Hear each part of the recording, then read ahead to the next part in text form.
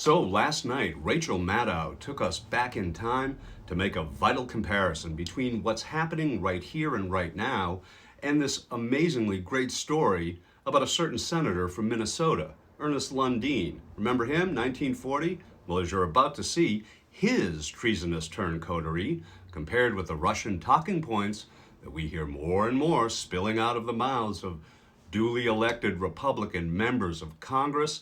Well, the parallels are simply incredible. So let's get right to the video from Rachel from last night and hear the remarkably similar words of appeasement and apology insistence uttered 85 short years ago. Here's the kicker. Wait till you see who actually wrote the speech in question that Lundeen never lived to deliver. It's great stuff. Here's Rachel now.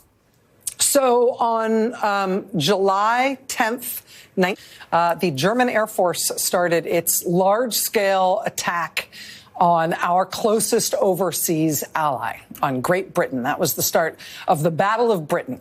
And at that point, Great Britain was the last man standing in Western Europe. The Germans had spread out into Austria and then into Czechoslovakia, and then they took Poland and Denmark and Norway and Belgium and the Netherlands and Luxembourg and France. Nazi Germany was just rolling through all of those countries. And at the end, Britain was it. Starting July 10th, 1940, the might of the German Air Force turned its sights to destroying and ultimately trying to take Britain as well, because they wanted all of it. They wanted all of Europe.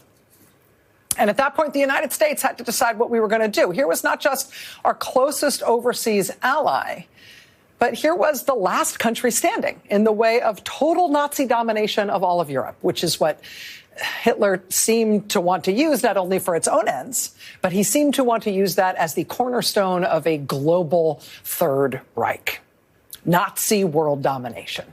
And here's little Great Britain standing as the last thing between them in control of that continent. So what were we going to do?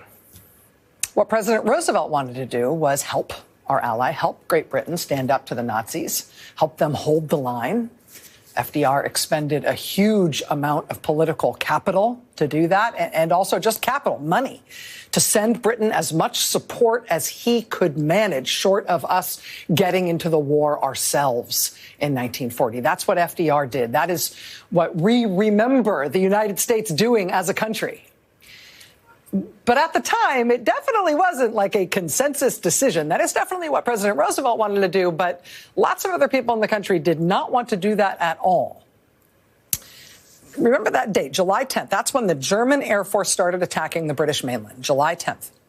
Exactly 1 month later, on August 10th, 1940, a sitting U.S. senator gave a national speech on the radio in which he demanded that England should say thank you to us.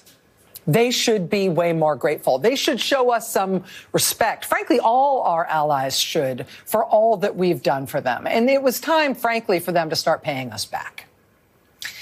That senator's name was Ernest Lundeen. He was a senator from Minnesota. And in Congress, he had formed something called the Make Europe Pay War Debts Committee, which said that we shouldn't be helping our so-called allies in Europe at all, because, frankly, those allies, especially England, they owed us. They owed us money from the First World War, money they hadn't been able to pay back yet. We should focus now on making them pay us back rather than us giving them any more help. I mean, who cares that they're being invaded and attacked by the huge Nazi war machine, which has already invaded and taken over the whole rest of Western Europe? Not our problem. We should be collecting right now on what they owe us for helping them already the first time around. In no way should we be giving them any more help. Ernest Lundeen was actually so into the idea of the Make Europe Pay War Debts Committee that he formed a second committee with a similar name that focused specifically on how they should pay their debts to us. His other committee said that they should pay their war debts to us by giving us their islands. Islands for War Debts Committee. That was his idea. Our allies are in the middle of being invaded and bombed and occupied by the Nazis, but this seems like a good moment to see if we can get some stuff off of them. Seizure of the islands may be necessary, as was once advocated by Andrew Jackson, our great American president. Danish and Dutch, British and French island possessions in America, all must become American. In the meantime, our debts are piling sky high, approaching 50 billion, with a $6 billion deficit this year. Yeah, see, we've got these debts. They owe us. Let's seize their islands to cover some of their debt to us. Let them fight off the Nazis themselves. They owe us. We shouldn't be helping them anymore. Less than 2 weeks after giving that speech on the radio, Senator Ernest Lundeen was dead in a mysterious plane crash. When they pulled his body out of the wreckage, they found in the pocket of his jacket a draft speech that he had been planning on giving in the United States Senate that was kind of along the same lines as that radio address. Definitely don't support our supposed allies as they are fighting Hitler. Who cares about whether or not they can fight Hitler off or not? What's so bad about Germany anyway? That was the draft of the speech in his pocket. He never got a chance to deliver that speech because he died in that plane crash. But that speech that he had on him, that he had in his pocket when he died, turns out that speech was written for him by the Nazi government, by a Nazi agent, by the Hitler government's top paid propaganda agent in the United States. Turns out that Senator Ernest Lundeen was being paid by the Nazis. He had been on Hitler's payroll the whole time. Hitler's government was paying him to argue in Washington, to use his position as a U.S. senator, to make this case to the American people that we shouldn't be helping our allies fight back against the Nazis in Europe. We should instead focus on getting them to apologize to us for not being able to pay back everything we did for them in the First World War. We should be getting them to show their gratitude to us now by figuring out what they can do, what they can give up of their own resources to prioritize paying us while they're fighting off the Nazis or whatever. That happened in August 1940. How was your day today? I have been told by a senior official here that nothing's going to happen with this minerals deal until Zelensky goes in front of cameras and makes an explicit public apology. 85 years ago, in 1940, Ernest Lundeen was just a senator. He wasn't the president or the vice president.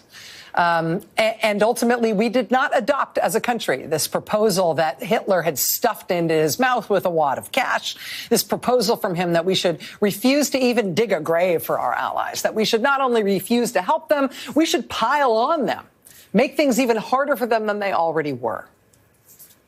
We did not go along with that. Ernest Lundeen died in that plane crash. Not long thereafter, he was exposed as a paid Nazi agent. And then he quickly was forgotten. We didn't choose his course 85 years ago. We chose to go with what President Roosevelt wanted to do. We chose a very different course. And in so doing, the United States not only stood up for our allies and stood against the Nazis, the United States became the leader of the free world. And now it is 85 years later. It's 2025. We're 6 weeks into Donald Trump's second term as president.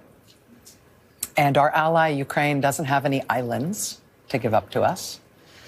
But they do have minerals, I guess, that we could take off them, that we could mine. And so under Donald Trump, our offer to our ally, Ukraine, as they try to fight off an invasion from Russia, our offer to them is that they should be so lucky that we would deign to take all of their minerals. They'd be lucky to get such a deal with us. In fact, they'll only even get that deal. They'll only get the privilege of us taking their resources off of them if they grovel for it. But even then, maybe not. Well, his words, they certainly ring with a sickening familiarity akin to the stuff that we hear today and every day from the party that bows to Putin, or as it's been called in the past, the GOP. Yeah, it sure seems like we've heard this song before. Then it's all just a little bit of history repeating.